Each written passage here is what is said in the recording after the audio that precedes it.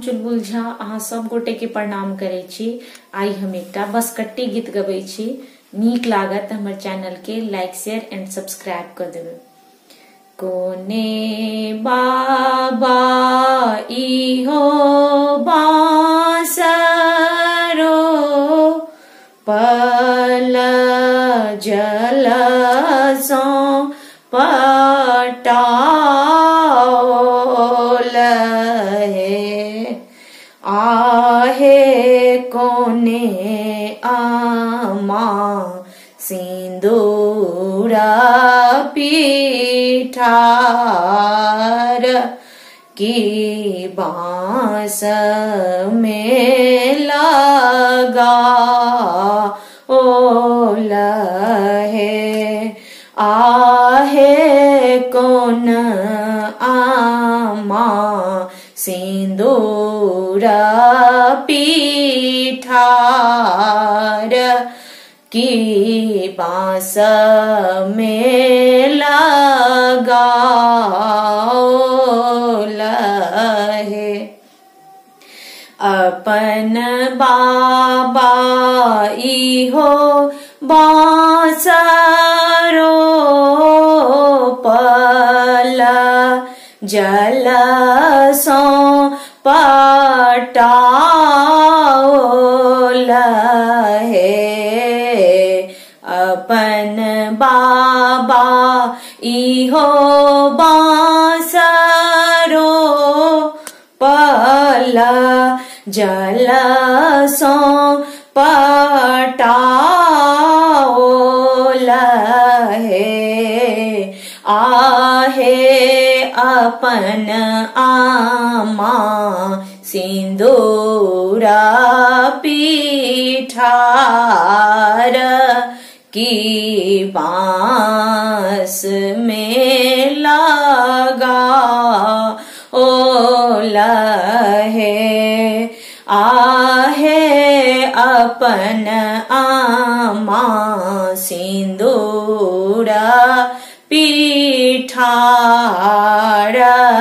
की बांस में लगा ओल है।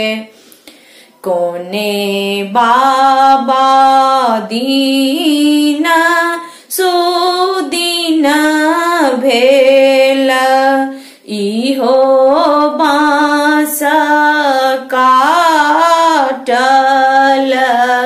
है कोने बाबा इहो बांस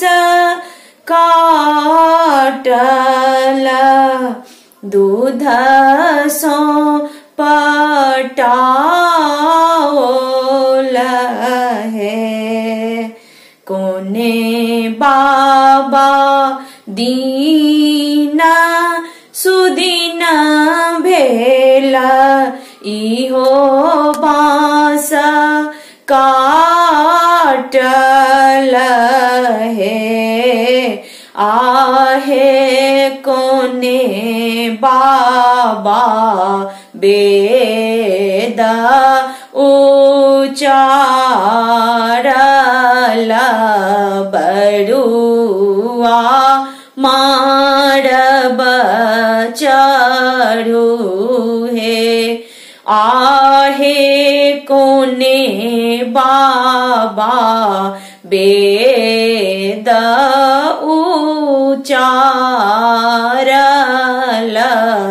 बरुआ मारब चढ़ू है अपन बाबा दीना सुदीना भेल इहो बांस काटल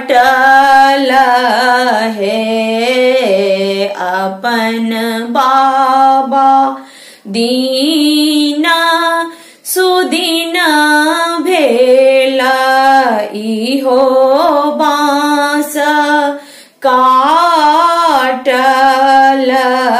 है आहे अपन बाबा वेद ऊंचा रल बरुआ मारब चरू हे आहे अपन बाबा बेद ऊंचा रल बरुआ मारब चरू।